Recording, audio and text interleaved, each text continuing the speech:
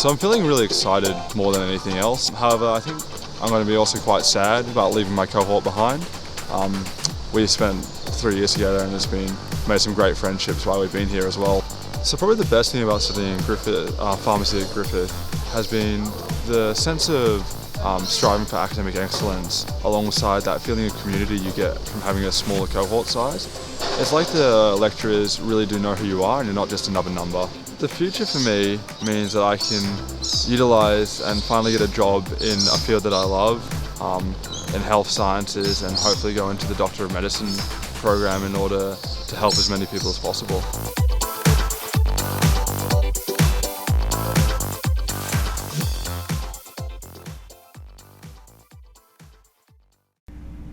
So you're being joined tonight by my online class, and as such then the camera is going to be aimed at me. I'm saying this for the camera, and we're going to talk tonight about a case study called the American medical system.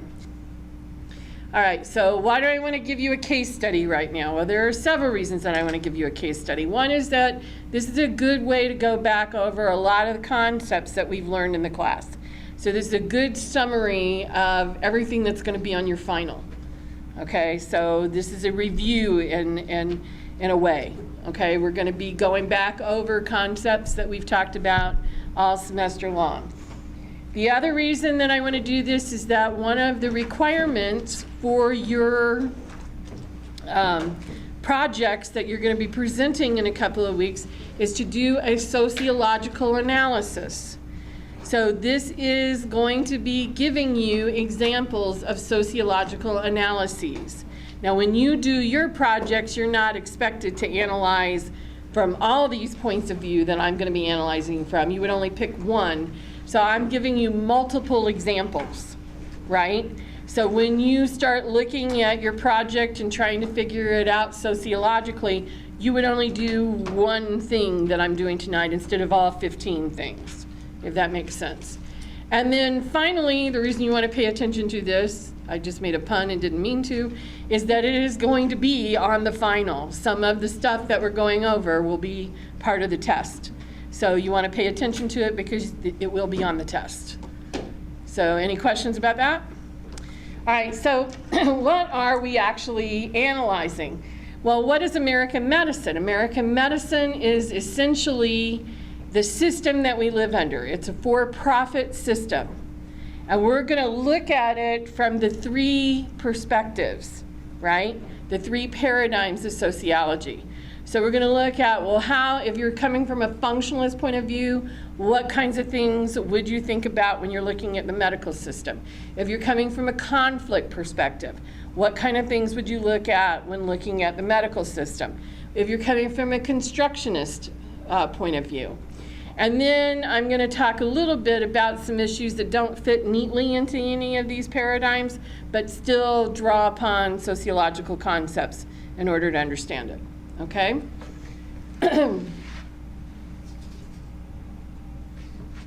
So what are the values in the American medical care system? Well, we have a dominant paradigm in the medical system that is called allopathic. You probably haven't heard that word before. Allopathic is a single cause for a disease.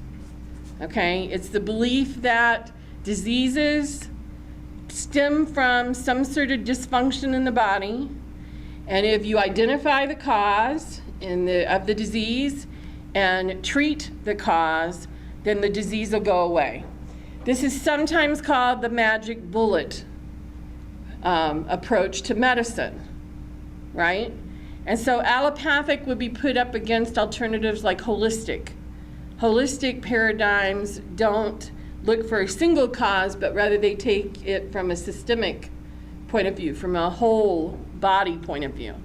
So a holistic doctor tries to look for total imbalances and not a single cause. An allopathic doctor is going to try to figure out what is the one thing that is causing the problem.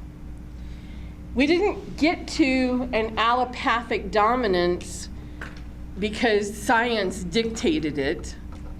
We got to an allopathic dominance because in the 1880s, regular physicians, allopathic physicians, campaigned for it.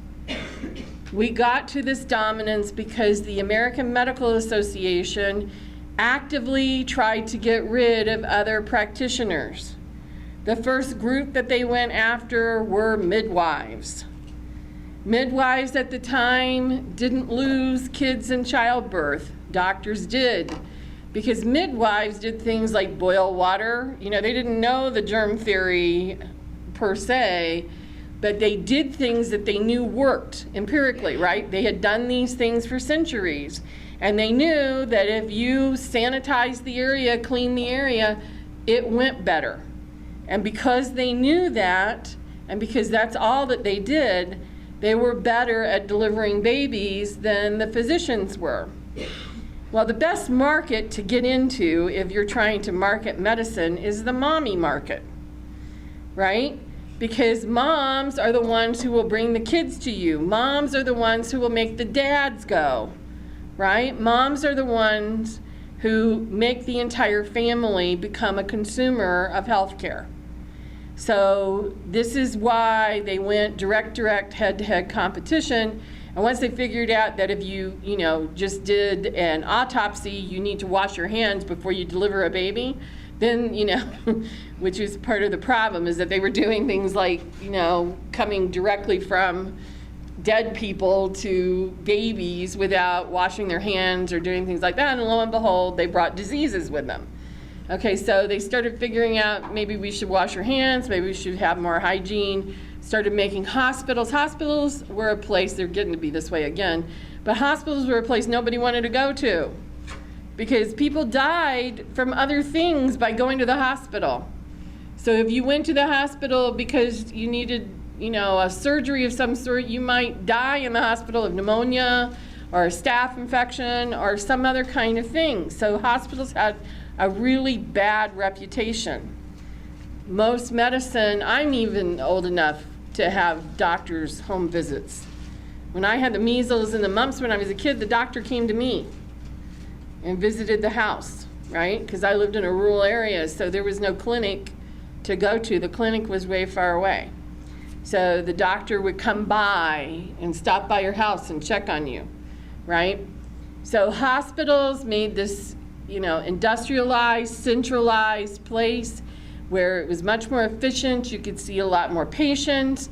They started working on making sure that there were standards that have to be met, both in licensure and also in hospitals. And they became very powerful and self-regulating. We have medical boards in the United States. They are all run by other physicians. The oversight for doctors are other doctors.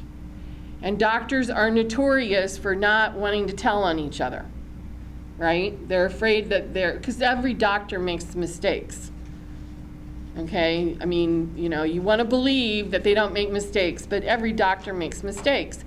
So the fear is that if they tell on some other doctor's mistakes, then when they make a mistake, they're going to be targeted as well. So there's kind of a, old boys club that just don't own up to some of the stuff that goes on. There's a lot of conflict of interest in modern medicine now. Okay, now think about this. If your doctor is an investor in your pharmaceutical company, how do you know that he's prescribing drugs for you because you need them, or because he wants another Porsche, or wants to go on his European vacation this summer? I mean, you can get really cynical about this really fast, okay?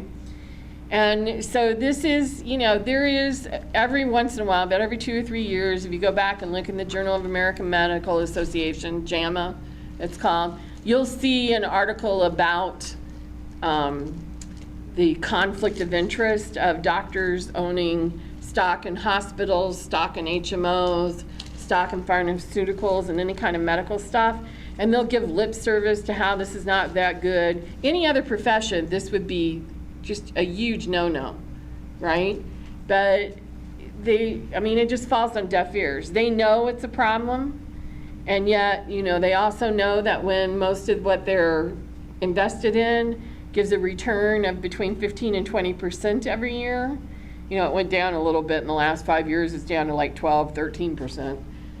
This is while your savings account is making less than 1%, right? And while the average for-profit company is paying somewhere in the range of 6 to 8% and patting themselves on the back for having that kind of return on investment, these things are making money like crazy, and this is what the doctors make their money in.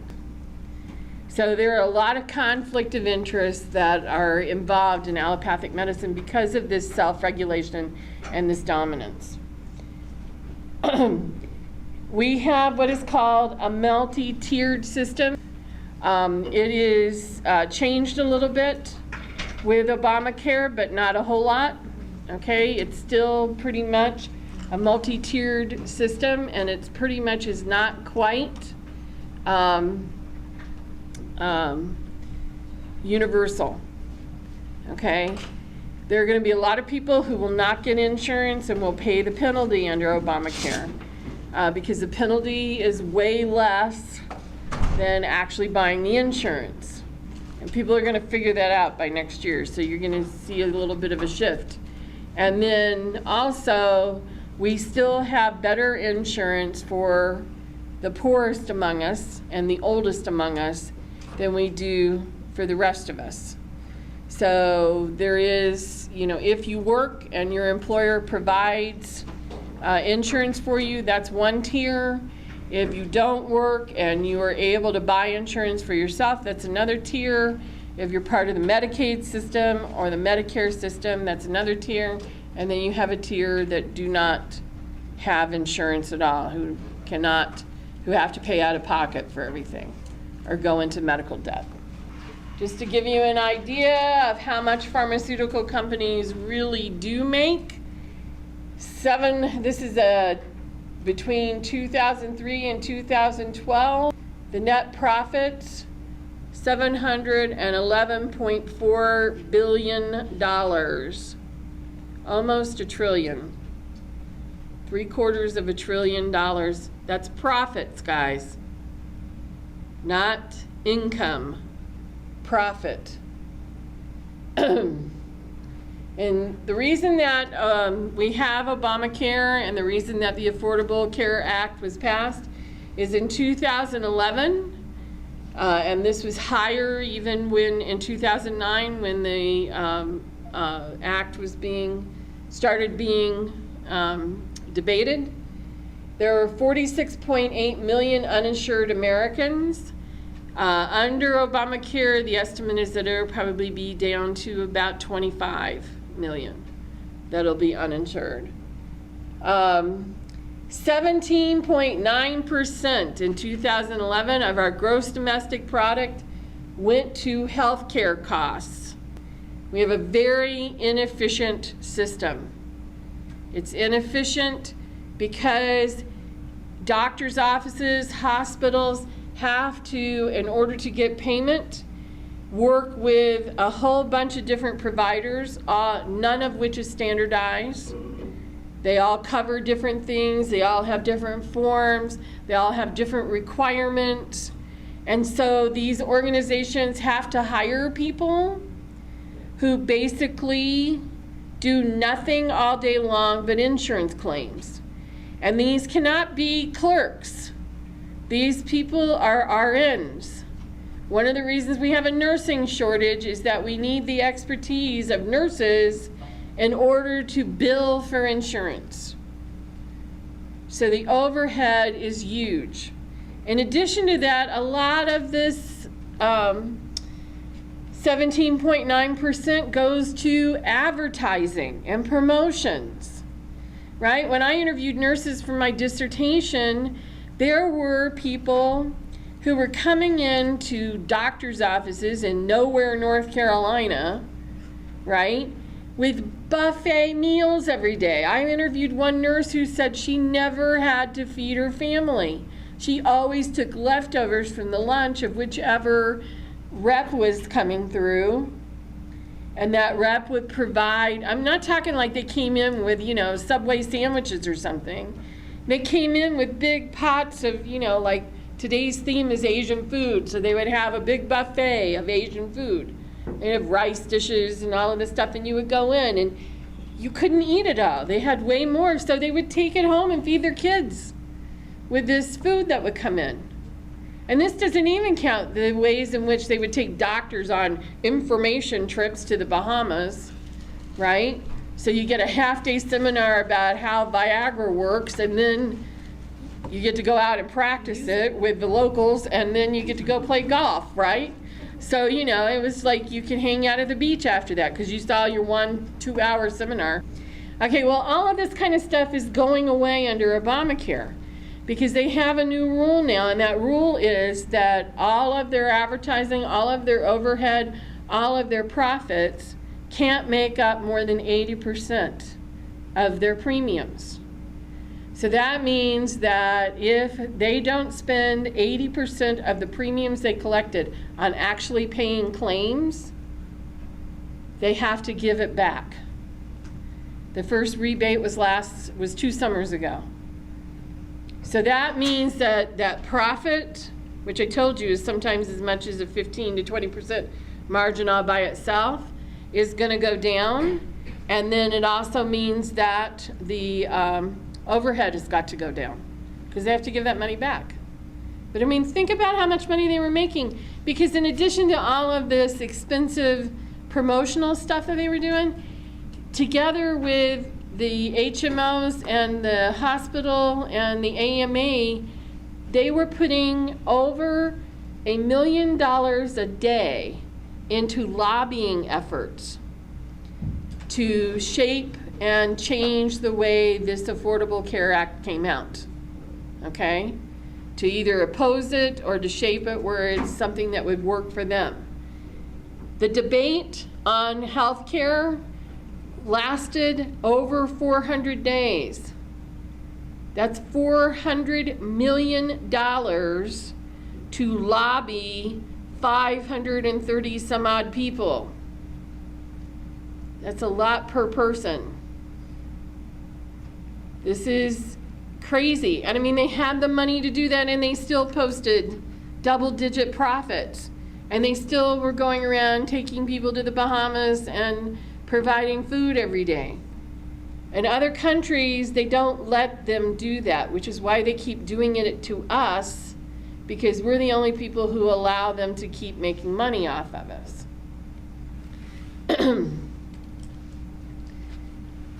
So you see there in 2012 for pharmaceutical companies, the profit margin was 18.4%. That was the return on investment in 2012. So when I tell you that this is big business and it is a for-profit industry, I'm not kidding. It's a huge for-profit industry. The Affordable Care Act requires that everybody is covered. The reason that it requires that is so that you have, the thing we did in this country with Medicare and Medicaid is we did something that really insurance is not supposed to do. The whole reason you have insurance is that you have a lot of people in the pool who don't need it this year, who don't need it right now. You need low-risk people and high-risk people together in the pool so that when any one person needs it, there's enough to cover the people who need it this year. The opponents to this call it socialized, and in a sense it is socialized to a certain extent because it's divvied out on the basis of need. But if they're going to call it socialized, then we've got to call car insurance and life insurance and all sorts of other insurances socialized as well. Because this is the basic principle of insurance. And we violated that when we took the two most vulnerable pools of people and put them together in an insurance coverage. And that would be old people who get sick and disabled much faster than younger people, and poor people who get sick and disabled much faster than older people. Medicaid is poor people and disabled people, and Medicare is older people and disabled people, with no healthy people mixed in. Everybody in those pools are high risk. Okay, you're probably, somebody in here is probably early enough in their driving career that they're considered, you know, they've had an accident and their age and all this stuff, and they're considered high risk.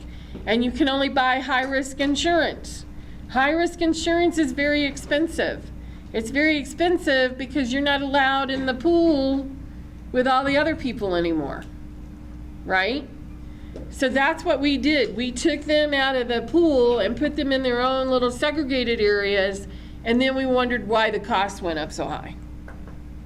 It was poor actuary business, right? It was not a good way to do things. So by requiring everybody to jump into the pool, right, by saying that everybody has to buy some form of insurance, we are doing good principles in insurance. We're saying we're going to create this and say, I mean, it's why you have to buy auto insurance. Obamacare is auto insurance for your health. It's essentially what it is. And this is why the Supreme Court challenge didn't work. Because if the Supreme Court had said that the government doesn't have a right to tell you that you have to buy this, every insurance company that sells health insurance, that sells car insurance would be in trouble. Because we have required forever for you to buy car insurance. And the reason we do that is that it works. It keeps the costs of anybody paying for insurance low, and it makes sure that people aren't losing everything if they have a car accident, right? It makes sure that people are covered in one way or another when they have a car accident. It's a way of spreading that risk around. There are state exchanges and the federal government. It's up to the state whether they do their own exchanges or use the federal website. The federal website is the thing that was all controversial last year because it didn't have a great start. By the way, Medicare, Medicaid didn't have great starts either, and they eventually worked all the kinks out and everything. So a lot of analysts at first were like, oh my God, they're not ready, and then they went back and looked at the history and they said, hey, this is pretty much the way it always goes. It just looked weirder because we had the internet involved in it this time. But it settled down a little bit, and they actually more than met their goal of enrollment for this year. And they abolished pre-existing conditions. So nobody can refuse to insure you because you have been ill before. There's just no such thing anymore in America as a pre-existing condition as of 2014. They did away with it for anybody under the age of 18 in 2012, and then this year is the first year that the entire country, there's no pre-existing condition. And I mentioned the 80% already. They have to spend 80% of the money on actual paying for medical expenses for people. I'm not here to say this is a good thing. I'm actually not really happy with the way in which Obamacare worked out. That we're not alone in the approach that we're doing, though we've made it way more complex than we need to. But I don't think it's going to solve the financial costs because we still have all those complexities that are creating that overhead, right? We still have multiple insurance providers with multiple forms that you have to fill out and multiple things that you have to prove and information that you have to give, and all of these things that add to the cost of the coverage, right? And no amount of caps are going to make up for that. The problem is that what we're paying for the emergency room care, the problem is what we're paying for the overhead of the emergency room care. If we don't do something about the overhead, we're not going to solve this problem. All right, so let's get into the different perspectives. I've kind of described for you what the case is, okay? So now we're going to look at this case that I've described to you, allopathic medicine, for-profit medicine, self-dominant, self-regulated medicine.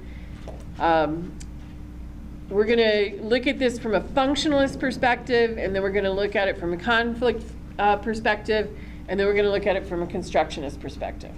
So if we're looking at functionalist, if you remember, functionalism is how do things work, right? And you're going to care about the mechanisms of the system.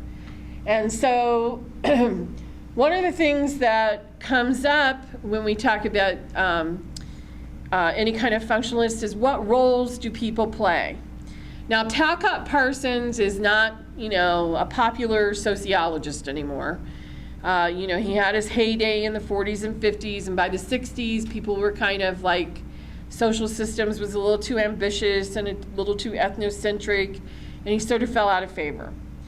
But in that book, Social Systems, he has a section about the sick role. And he's pretty right on with this. I mean, there were things that he had in the book that were pretty reasonable, okay? And other people have written about this since. But think about this. What happens when you're sick? You do play a role in society, and it's a fairly privileged role. Because if you can document that you're sick, you don't have to go to school, you don't have to go to work, you don't have to do your household chores, other people have to serve you. It's a pretty privileged thing, right? If you can pull it off, it's kind of cushy. I mean, you're sick and everything, so that part's no fun, right? All you have to do in exchange for all of these privileges is work on getting well, right? The exchange with other people around you is that you're doing what you are supposed to do to get better. So it is contingent upon it being temporary. If you milk it too much, and the people around you, your boss, your teacher, your family, decide that you're kind of faking it a little bit or not trying to get well, all those privileges will start drying up, right? So it's a contract between you and the people around you. You work on getting well, and you get to stay in bed for a while, and we get to serve you. And you don't have to worry about work, and you don't have to worry about school, right? So how do we prove to the people in our lives that we're trying to get well? We do it by following doctor's orders, right? So the physician, and nowadays we would say the healthcare provider, because this is a larger role than it was in the 50s when he wrote about this, the physician's role is very tied up with the sick role, right? In fact, the physician is the gatekeeper. The physician is the one who, writes the note and says, this, that note is essentially, this person is playing the sick role now, and until such and such a day when I deem that he is better, you have to take care of him. That's what the doctor's note is saying, right? He will be excused from this, he will be excused from that, and the other thing. Right? I remember I got sick at we went to Indianapolis with a youth group. I went on church trips in the summertime, and everybody got sick with some sort of stomach thing. Like, it was a really fun night because you could hear toilets flushing up and down the hotel corridor, right? I was one of the first that got sick. I was up all night long, all night long. People are eating, and I'm about ready to tell a vomit story. But anyway, I was up all night long in the bathroom, throwing up and all this other stuff. Well, by the time the doctor got there to look at everybody, I was exhausted, and I had pretty much gone through the thing. So this doctor walks in to the room, doesn't ask me what I've done or anything like that. He's looking around the room. My roommates are sick, and he says, well, this one's okay. She doesn't look sick at all. And my youth director picked up on that, and he makes me start working because I'm the only kid who's not sick, right? Even though I'm weak from losing everything I had eaten in the last 48 hours and so forth. And I could not convince my youth director, even though my roommates are all like, she's sick. All the doctor had to do was just label me not sick. And I had, any complaint I had was now regarded as gold bricking, and I was trying to get out of work. And so I had to go around, I cleaned up stuff, all kinds of fun stuff, because that doctor said that I was not sick. And that's all it takes, right? If you can't convince the doctor to write you the note, then you can't get out of school, you can't get out of work. So the physician is key to this, right? So when this goes the way that we expect, it's pretty easy, right? You go to the doctor, they give you medicine, you go home for whatever time that they tell you, you turn in your notes, you go to bed, you take your medicine 1 week, 2 weeks, however long they tell you, you're up, you're at 'em, everybody's happy. Here's the problem. Not everybody gets well. And we don't have a lot of norms around not getting well.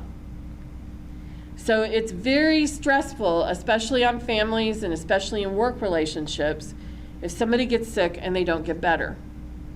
We don't know what to do with that. We don't know what to do with chronic illness. We don't know what to do with terminal illness, right? Hospice has helped some with terminal illness, but one of the reasons we had a hospice movement was because everybody felt lost.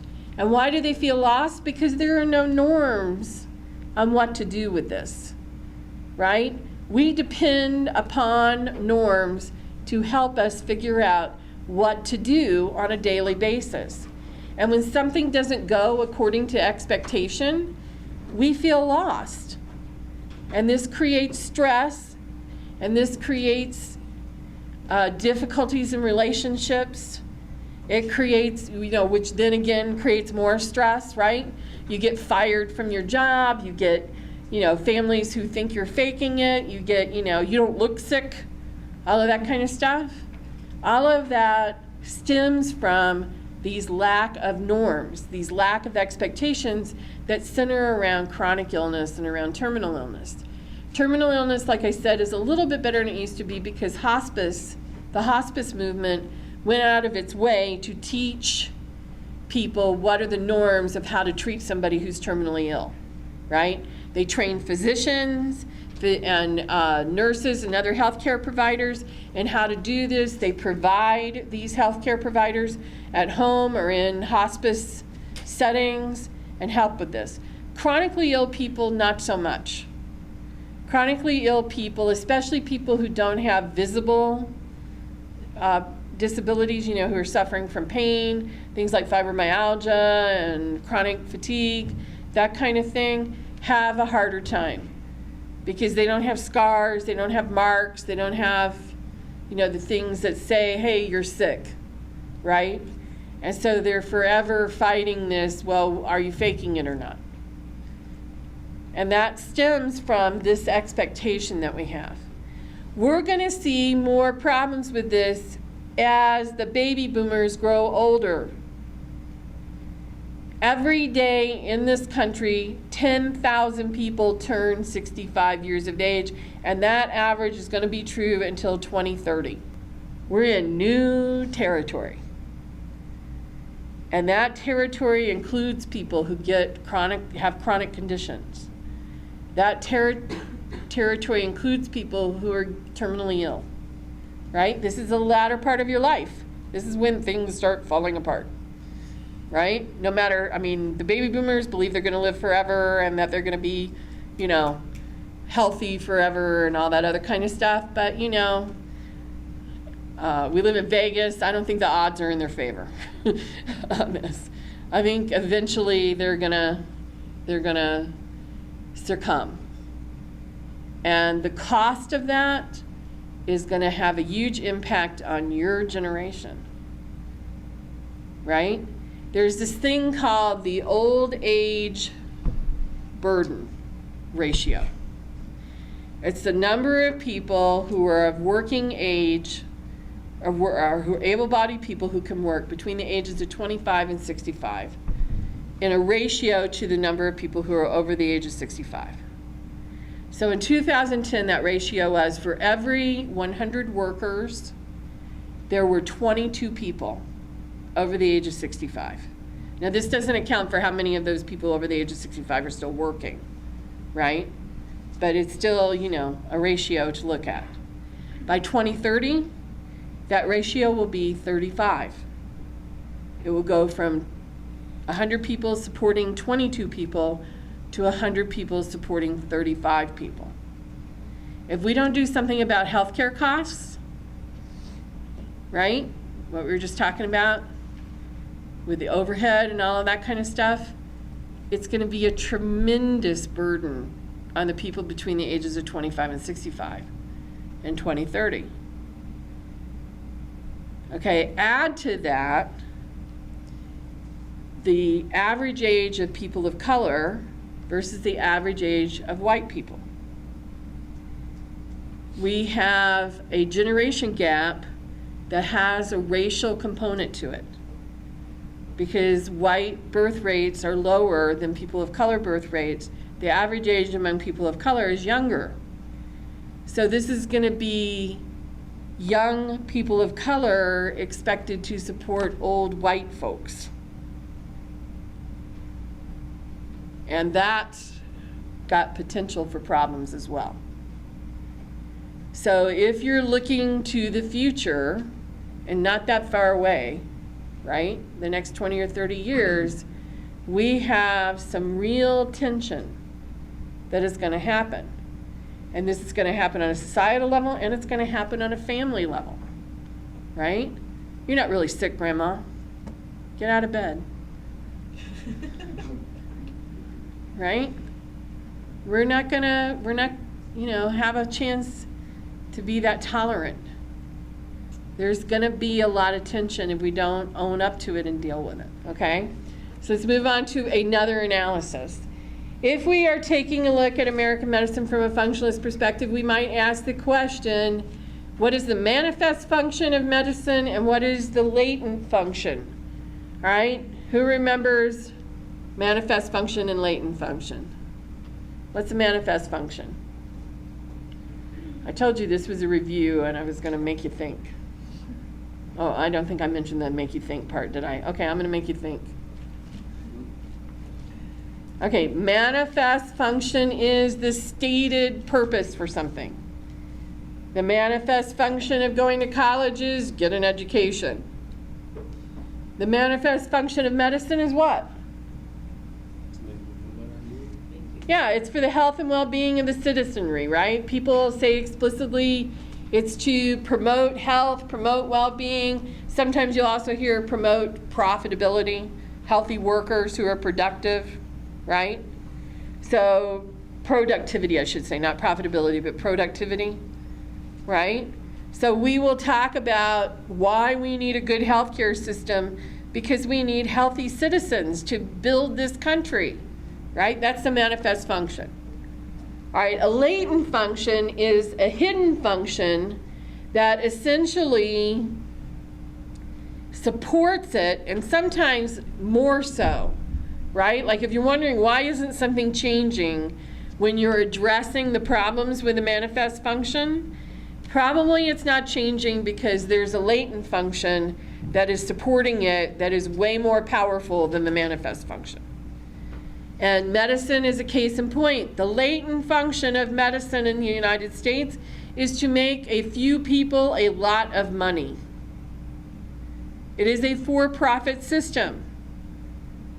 Doctors don't get up on television or in conferences or that kind of thing and talk about how they were inspired to become a doctor because they wanted to make great profits. They get up and talk about medicine being a calling and that they enjoy helping people get better and that it's satisfying to, you know, all this kind of stuff, right? But the truth of the matter is the latent function of American medicine is that it's a highly profitable industry. And as a highly profitable industry, it's not going away anytime soon. Because when people are making this kind of money, they resist change. The status quo is just fine. Thank you very much. Right? We're fine. We're making money. That latent function is why we're not seeing a Canada-style single-payer health care. Because you know what would be required to do that? The dismantling of the insurance industry. It would essentially be a public takeover of a private industry. That's why it's not going to happen here. So if you read those 30 pages, what they said was all of the people who are employed right now in the insurance industry will now be employed by the government to oversee this. We will standardize everything, and there will be one insurance company, and it is the government. Everybody, this is what they have in Canada, right? Everybody, it's distributed through the provinces, so it's slightly different in each province. Everybody pays, Canada, it is not free health care, okay? You pay a premium. It's a way cheaper premium than here. Carla and I paid $98 a month for together. The household paid $98 a month. I paid $150 for just me and my daughter. Here? Yeah. So, and if you don't pay the bill, you can still go get in care, because billing is a different question than care. So they don't take your health card away if you don't pay the premium, right? They'll go after you, right? They may put a ding on your account or something like that, but it's not connected, right? So the reason is everybody's in the pool, so it's much cheaper because everybody in the country is in this insurance pool, right? So we're not going to see that, because while all the people who are employed would still be employed, none of the profit would be there. All these people who are making a profit, that would, you know, the 18.7% would go down considerably. The HMOs are around 12%. That would go away totally. The insurance industry would go away. You would have a government negotiate with the pharmaceutical companies the way it's done in other countries, so their profit margins would go down considerably because they would buy it in bulk and they would negotiate a rate with them nationwide.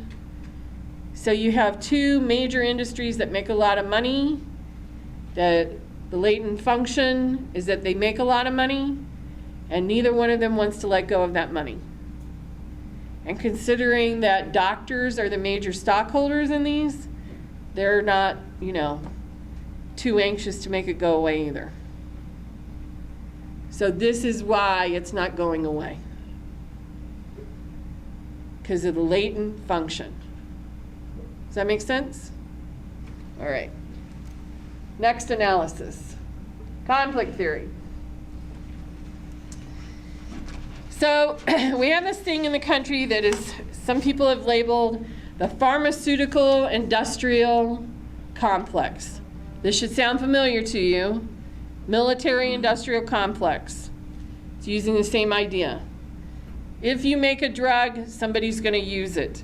If you make a medical machine, somebody's going to use it, right? The technological imperative is part of the pharmaceutical industrial complex. Why does this exist? Why do we have drugs that are on the market that people go out of their way to use them? Okay? This is an unintended consequence of the patent system. Patents are an old idea. It came up during the 19th century in the United States, and there are patent systems in every country, right? A patent is meant to encourage innovation. It's meant to encourage invention. So the inventor or the developer of something, and the patent paradigm, what they're thinking is one guy, right? What happens now is it's companies that hold patents.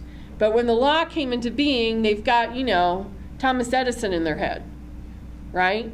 Some guy who is inventing things. So we want to reward this innovative engineer, you know, smart guy.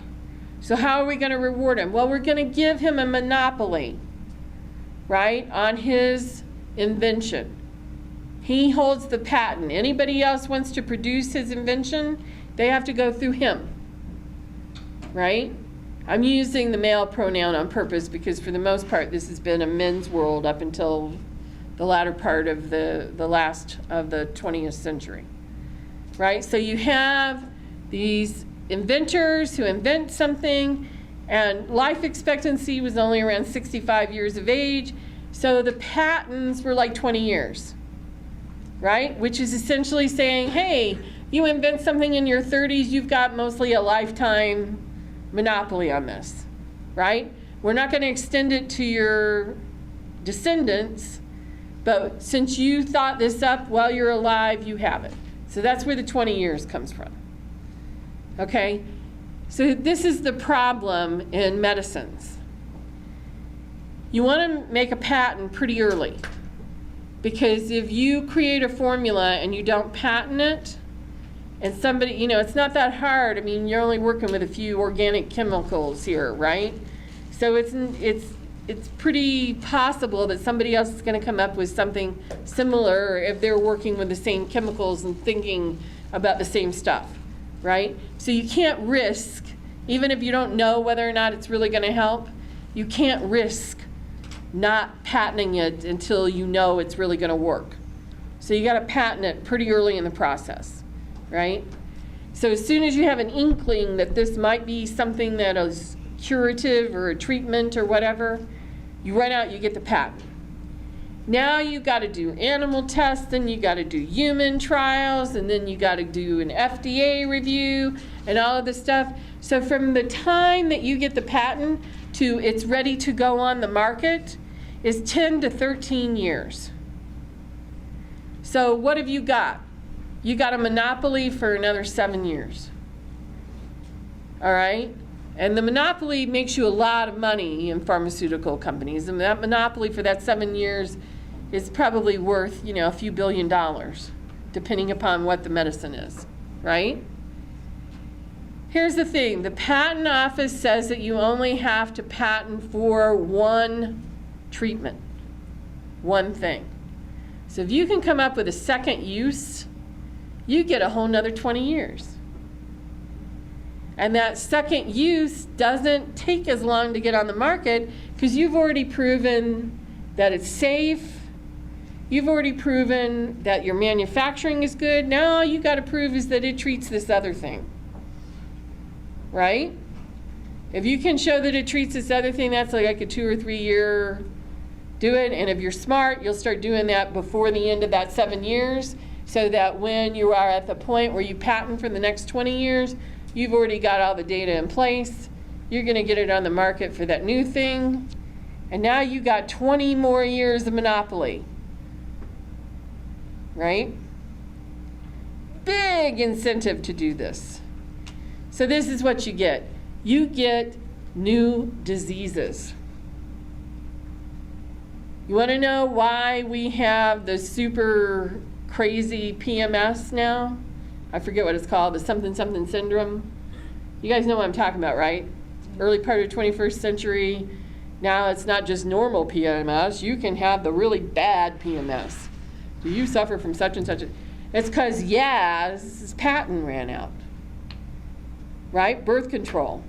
So Yaz is a birth control pill, but if this thing exists with this premenstrual syndrome exists, and Yaz is a treatment for it, a whole nother 20 years for Yaz.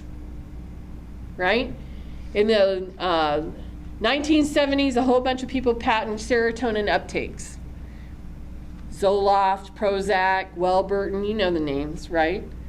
All of this is for antidepressants. Serotonin uptake inhibitors are have some questionable science behind it. There's been some problems with these medicines, right? You get serotonin syndrome. Some people have bad adverse reactions to them. Other people have tried to commit suicide when they've been on them. The science wasn't originally all that good anyway, but it managed to make it through and so forth. And they were selling them by the mid-1980s. The patents ran out in the early 90s. So what happens when the patents are about running out? Suddenly, you have this thing called anxiety disorder. If you look at the checklist for anxiety disorder and the checklist for clinical depression, they're not that different, right? Now, I'm not saying that there aren't people who are not getting something out of this medication, but by reworking the checklist a little bit and convincing the FDA that these are two separate things instead of the same thing, right? They got 20 more years. Got them lots and lots of money. Yes?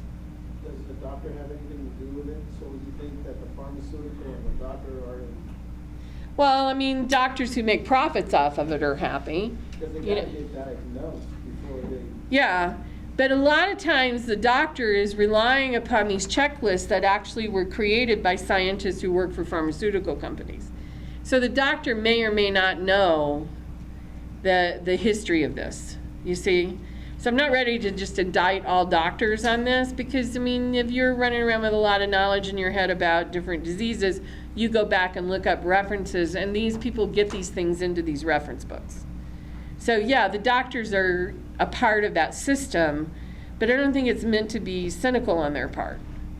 But insurance comes into play on this too, right? Because insurance, you have to have a positive diagnosis in order for the insurance to pay for certain things, like medical equipment, like medications and so forth, right? They have to be prescribed by a physician and they have to meet certain standards.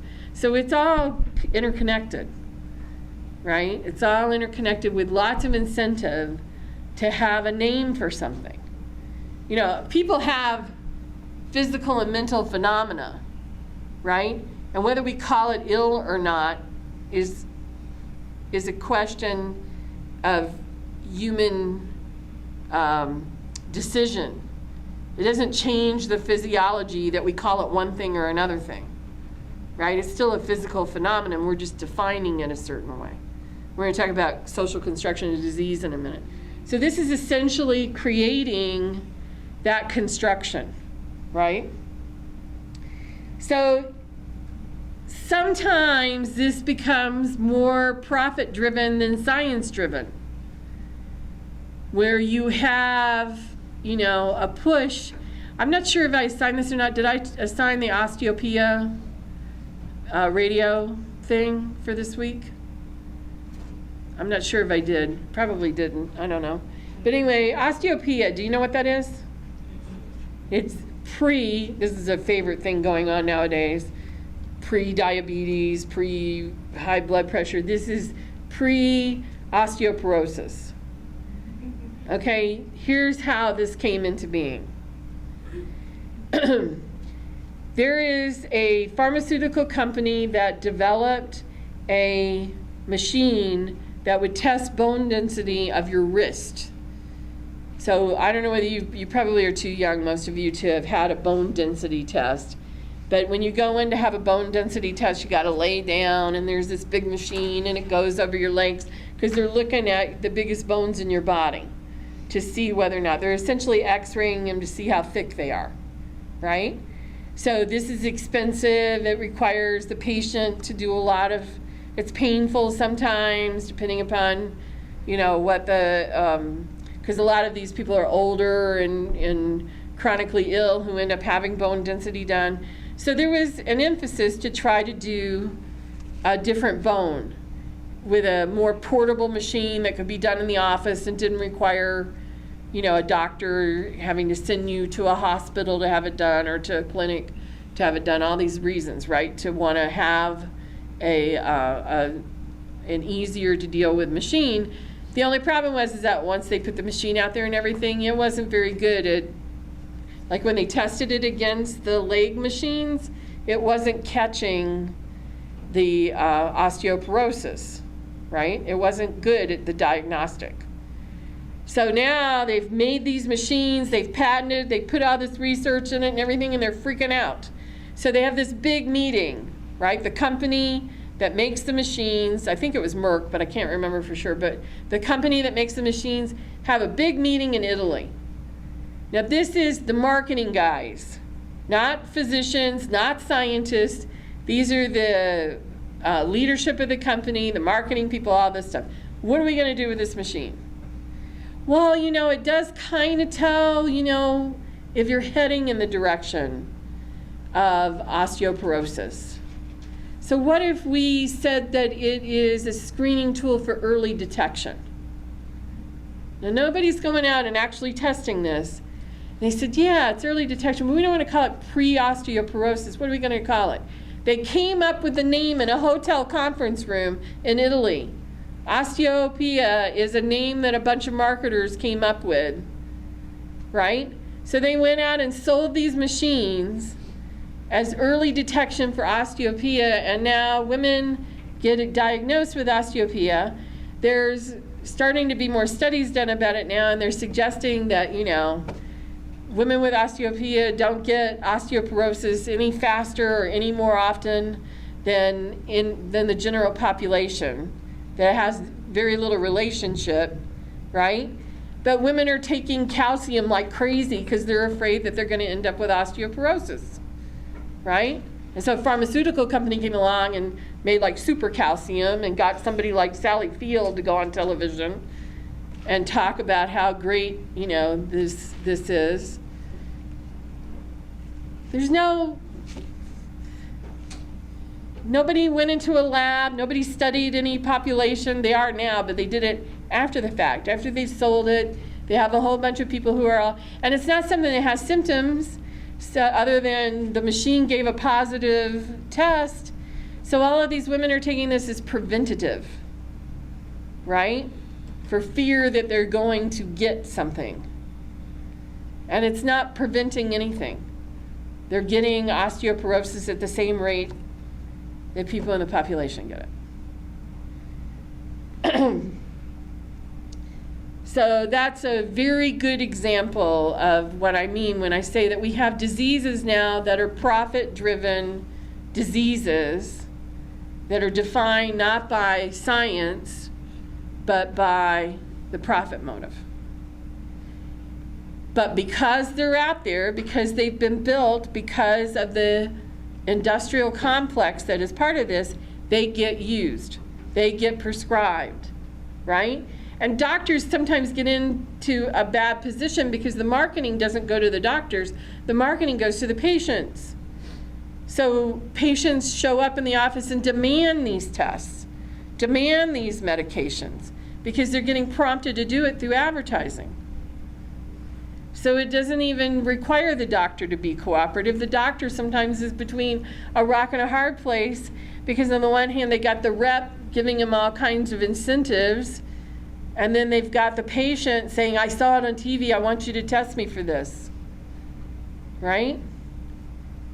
The problem is that this is starting to create something called iatrogenic problems.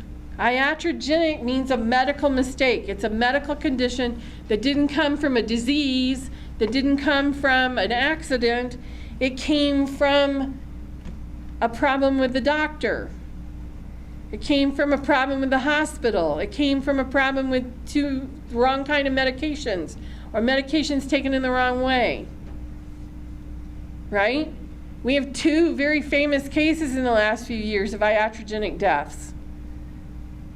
Oh, I can't remember her name on the sudden. Anna Nicole Smith? Oh, yeah. And Heath Ledger. Both of their deaths were iatrogenic. They took medications that didn't get along with each other, right? They were taking over-the-counter and prescription medications. They didn't overdose on illegal drugs that they got off of the street. These were medical mistakes that were made with them. There are some, nobody writes, died because the doctor blew it, or uh-oh on the death certificate, okay? So this is a kind of hard stat to keep, right? Because you don't really have official reporting on this. So you have to tease it out of the data. So there are some estimates that suggest that between the ages of 25 and 65, iatrogenic is the third leading cause of death. Like I said, you know, it's going to show up as drug overdose or bad drug combination or pneumonia or some sort of illness that you got in a hospital or something like that. It's not going to show up in the death certificate as oops. But so, you know, it may be worse than third leading, it may be better than third leading, but this is the most common estimate that it's the third leading cause of death for early death. And this push for medications for profit is part of why iatrogenic death is happening at a faster rate. Another thing when we talk from a conflict perspective is we're going to take a look at social class. Social class affects health. It affects health at all social class levels. There are some things that are more prevalent among higher socioeconomic levels than lower socioeconomic levels, and there's a lot more things that are prevalent among lower socioeconomic levels than among high socioeconomic levels. Like asthma is a poor kid's disease. The majority of people who have asthma attacks in this country are impoverished children. It's the highest rate, is what I'm saying, of incident is among children living in poverty. Now, the most obvious reason for this is that poorer neighborhoods are near pollutants. They live in worse housing that will be dusty, that'll have industrial stuff in it, that's older, right? All of these pollutants, irritants, and allergens are what stimulate asthma, what trigger asthma. So they're more likely to run into the triggers. But there is a definite, so I'm not giving you a cause and effect, right? Remember, correlation does not equal cause and effect. If you walk away from anything in this course, I hope you walk away with that, okay? Correlation does not equal cause and effect. But it does predict things. And from an epidemiological point of view, it's not a bad thing to know. So if you look at a population and you see a prevalent of a certain disease in that population, you need to start asking why. What's going on? See, one of the ways that we can fight illness in this country is to fight poverty. Not because it's the cause of the illness, but it's the cause of the things that cause the illness, right? So if you begin to have more income equality, better access to health care, you will see less disparity in healthcare outcomes according to social class. One of the possible reasons that poor people have more health problems, especially if we're looking at metabolic disorders, like why is it that poor people have more incidences of diabetes, high blood pressure, heart disease, those kind of things? There's some interesting research, and if you online want to click to stigma and health, and for the people who see it on YouTube, it'll be in the description. If you see it on just Canvas, it'll be in the slides that you have here. That'll take you to some articles about something called cytokines. Everybody has cytokines in their body. It's a kind of enzyme. Enzyme hormone. Enzyme, I think. If I'm wrong about the chemistry, I apologize. It'll tell you in the article whether it's, I'm pretty sure it's an enzyme and not a hormone, but it naturally occurs in everybody's body, okay? But they are finding that stigmatized populations have higher content of cytokines. And more importantly, that if you have too much cytokines running around in your blood, in your body, you are more prone to diabetes, hypothyroidism, hypertension, high cholesterol, all of these metabolic disorders. So this might be the explanation as to why stigmatized populations have higher incidences of these things. So the question now is there something about being stigmatized socially that stimulates overproduction of cytokines?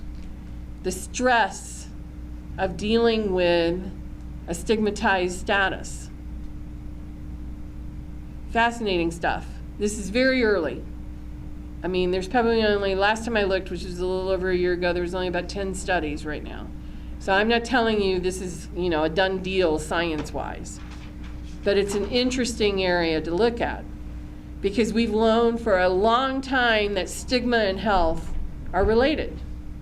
That people who suffer under different stigmatizations have worse health outcomes, have higher incidences of disease and so forth, and nobody's really sure why.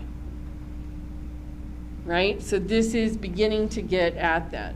There are some other reasons possibly, right? One of them is access, right? And we certainly see that people who are very poor, who have access, have better health outcomes than working poor people, people who have not had access. In fact, there's a nice little natural experiment that occurred in Oregon. They had more people who qualified for Medicaid, but they didn't have enough money to cover everybody. So they held a lottery. All these people applied. It turned out there was about twice as much people who than they could cover. So instead of first come, first serve, what they said is, okay, everybody goes into the pool, and at random, we will pick whether or not you get the Medicaid. Okay, nobody would ever want to do this in a like lab situation, but what they essentially just set up was a control group and an experimental group, right? And they did it at random, which is the most beautiful way to do it in science. So they did it because of economic reasons, but some very bright researchers said, whoa, can we study you while you're doing this? You know, let's see what's going on here. So they did. They followed people who ended up in the non-covered group and people who ended up in the covered group. Now these people were people who were randomly chosen into one group or the other. They all were at the same socioeconomic level. They all had similar family compositions, right? Because they all qualified for this program. So they followed them for the next 2 years, and guess what? They demonstrated that if you have access to health care, you have better health. That seems like a duh thing, but nobody had ever been able to show that from an evidential point of view before, right? They were able to gather evidence and really show, you know, these people are healthier than these people. This is why we need coverage. This is why we need access. Why would access affect it? Because early intervention leads to better health outcome, right? So if you don't have access to health care, you don't go to the doctor early. You put it off as long as possible. You put it off as long as possible, the cancer is already, you know, spread. The disease, the infection is already in your lungs, et cetera, you have worse health outcomes. So that's why access might explain this as well. Especially when we've looked at like the poorest of the poor who qualify for Medicaid and the working poor who have not traditionally qualified for insurance, and the poorest are actually having better health outcomes because they have access. So that also suggests that access is key. Working the system. Because we have this for-profit system, we've got people who are trying to work the system, right? In conflict, you worry about power, and there are power differentials in this. Some people can afford it, some people can't, right? So you got to figure out how to get your health care. One of the ways you do it is emergency rooms. Emergency rooms are full in the United States of screaming little kids who have bronchitis. While to the parent it may feel like an emergency, that's not really an emergency. Like if you had a doctor, you would just take them to the doctor and it would be cared for. You don't need to have immediate care for it in a big facility. But the reason they go there is that this is the only place in the United States that you can walk in the door and not have to have money in order to get your kid cared for. So it works the system. They go in there knowing that they're not going to pay or be able to pay. But they can't go to urgent care because urgent care costs you what, $150 just to walk in the door. Lots of people can't afford that. That has created a big problem with emergency rooms across the country. Emergency rooms across the country are overrun, and they make more mistakes because of that. Of course, getting medications across borders. I just got some pills this week from India that were manufactured in Turkey that I bought through Canada. It's an international world. So, and I have insurance, but I still do it because my insurance doesn't, this stuff costs like $300 a month here. And we got it for for 3 months worth for $70 doing that. That's the difference. So what is that, $900 versus $70? Duh, I think I'll do it. Anybody ever gone to Mexico for prescription drugs? Let me qualify that. I did it one time. I walked across Nogales, the border at Nogales. It's very simple. They don't, unless you're trying to take narcotics out, like you're not going to get across the border with morphine or hydrocodone or something like that. But I went and got asthma puffers and just declare it. The rules say that you're supposed to have a script and then go see a Mexican doctor and get a script and all that stuff. But if you read on the internet, they don't actually ever ask. Because the border guards are so scared that somebody's going to die because they didn't let them take their medicine back, that if you just declare it, they'll say, cool. So I just said, yeah, I've got 3 puffers. And they said, why? And I said, because I have asthma. And they said, okay. And that's all that happened. You don't want to not declare it. That's when you get into a lot of trouble. If you try to smuggle it across, but they didn't ask for any proof. I didn't have any script at all. The pharmacies will give it to you, no matter what. But when you come across the border, you're supposed to be able to produce prescriptions, but they never ask for them, right? So, and then of course, I ordered from Canada online. Medicaid, a lot of people work the system by hiding income, right? Not telling the government all the money that they make, because they know if they make too much money, suddenly their kids are not insured anymore. And of course, we have alternative health care. People get on the internet. If you're like me, you get on there. Like I had this weird kind of smell that I was smelling all the time. And I couldn't get this wood smell out of my nose. So that is a symptom of a brain tumor. So like for about a half an hour after reading this on the internet, I was scared I had a brain tumor. Then I figured out that I was putting nasal stuff in, and it was the smell of the nasal stuff. And I stopped taking it, the smell went away. So, but anyway, this is, lots and lots of people get on and do that. If you're chronically ill, this is especially true because physicians are not well equipped for dealing with you with chronic illness. So there are lots of support groups and people who put information on the net, and it's not unusual anymore. There's a lot of JAMA articles about patients bringing information in from the internet and asking questions of their doctors. I've already talked about osteopenia, so this will be a quick one. The social construction, all illnesses and diseases are socially constructed. Did you hear what I said? Yes. All illnesses and diseases. We have physical phenomenon. Some of that physical phenomenon we call illness. Some of it we call just getting old, right? Some of it we call people are different. What we decide is an illness or getting old or just variation is up to us. Different cultures define illness different ways. Different cultures have different ideas about treatments. They have different ideas about what is health. They have different ideas about what is disease, right? And I'm not just talking about, differences like whether or not you have a shaman who treats you or not. I'm talking about allopathic medical differences, right? The way they train their doctors, the way they think about diseases. These things get developed in a bunch of different ways. The profit motive is part of it. but so is patient demand, right? Alzheimer's disease is a good example of this. Alzheimer's disease, when it first was discovered by Alzheimer, right, and that's why it was called, was early dementia. It was accepted then that if you lived to be 70 or older, you were going to go a little off in the head.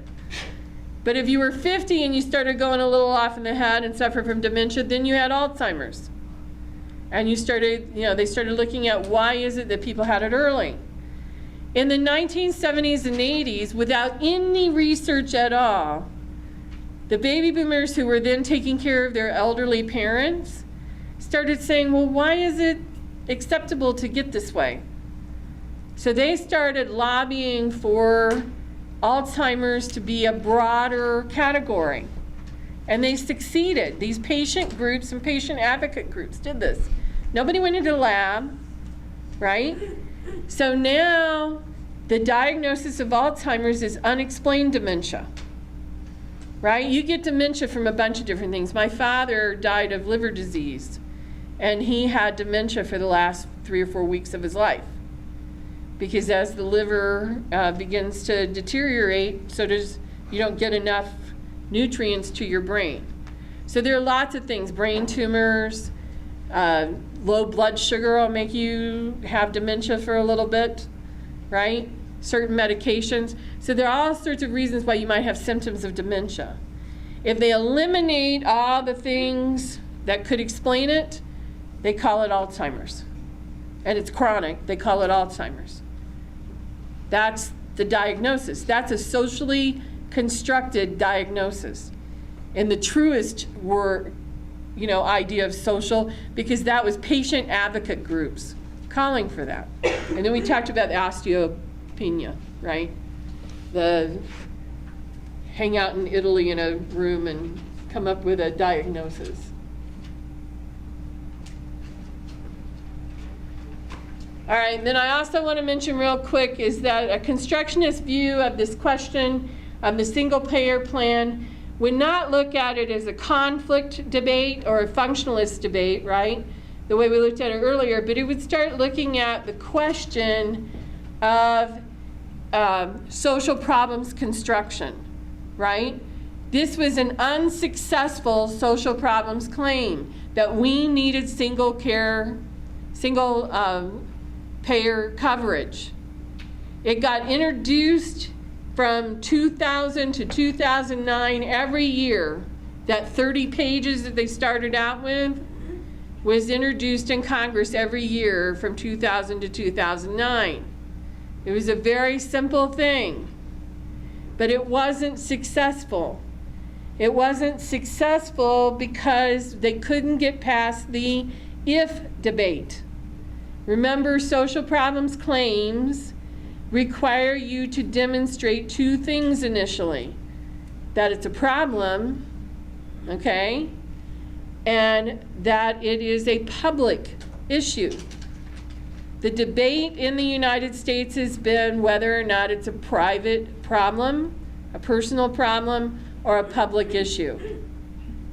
When every other country in the world has addressed universal health care, the question has been, how do we do it? In the United States, the question has been, should we do it? Right? The opposition to it is making the argument that this is a personal problem. It's between you and your employer, whether you get insurance. It's between you and your doctor, how you pay for it. This should not be a public issue. So the constructionist point of view gives us an understanding of this debate. Does that make sense? Right? It gives us a way to think about why isn't this working? It's not working because they can't get past convincing half of the country that it is a public problem. There's a pretty good case for it being a public problem. Diseases don't care whether you have insurance or not when they spread. Right? Germs are pretty social. So it makes sense that treating germs ought to be social as well. Right? But there are other ways to construct it. And that's where we're at on that. So let's do some reviewing of what we've learned in this presentation. We took different analyses of American medicine from the 3 different paradigms in sociology: functionalism, conflict theory, constructionism. And some of the things that we reviewed in this were the sick role. It has with it a very privileged status, and as most functionalists would be concerned with, there are a certain set of norms and sanctions that support that role. Basically, it boils down to, if you are sick, you are given certain privileges, and you get to keep those privileges as long as you are trying to get well, which brings in the second role in this little scenario, and that is the healthcare provider, who serves as the gatekeeper, the one who writes you a note or gives you instructions, and everybody knows that you're trying to get well because you are following the healthcare provider's advice. We also looked at latent and manifest functions. A manifest function is something that is explicitly expressed as the purpose for an organization or for an activity. A latent function are things that are supported or that support the organization or the activity, but are not expressed directly. Latent functions are often more powerful than manifest functions because they often involve profit, prestige, things that people are not as willing to give up as easily. We discussed the pharmaceutical industrial complex, and within that, in the same way that the military industrial complex works, we talked about what is called the technological imperative. Basically, it boils down to, if we build something, there is pressure to actually use it. And this is fine when what we build is good technology that supports and helps people, but when it is technology that makes that doesn't work or that destroys more than it builds up, it becomes a very dangerous imperative. We also talked about social class, socioeconomic levels as a predictor of health. We discussed also that correlation is not the same as causation. Social class is a good predictor because it is correlated with different aspects of health, though it may not necessarily be the cause of either health or illness.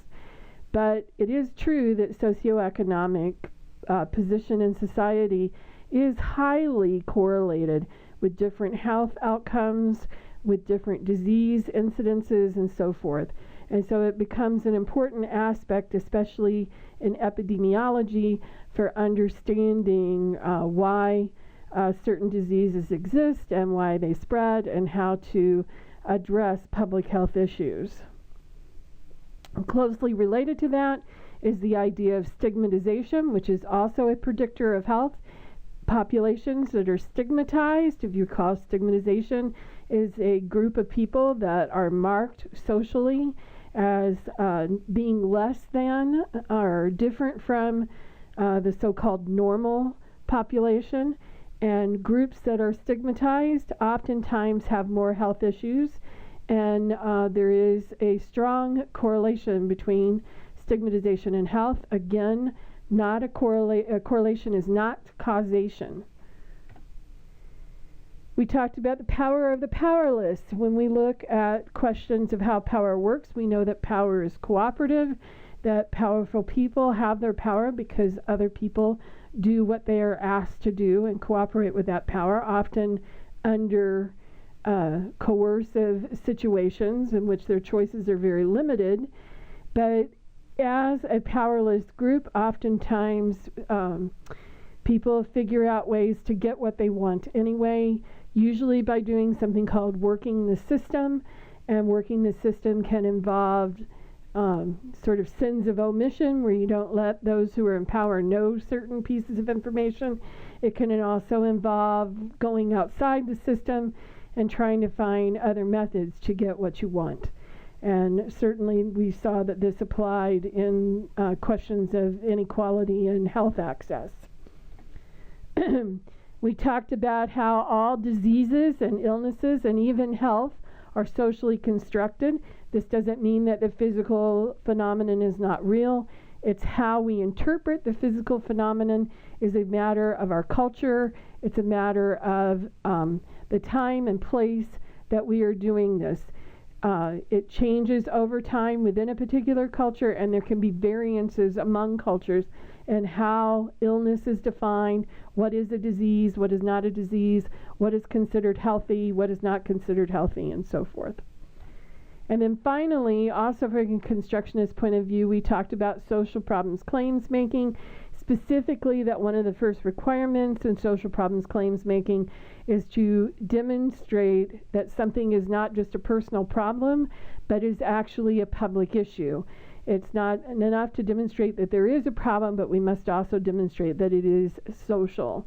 And we talked about this in the failure to successfully get single-payer health care in the United States. So if you look below here in the YouTube, you can check out references that I've put there to different things that we talked about in here. If you want to go to further information, there are some links to specific words and vocabulary that will help you out. And so be sure to check out not just the video, but also the doobly-doo. And thank you for watching.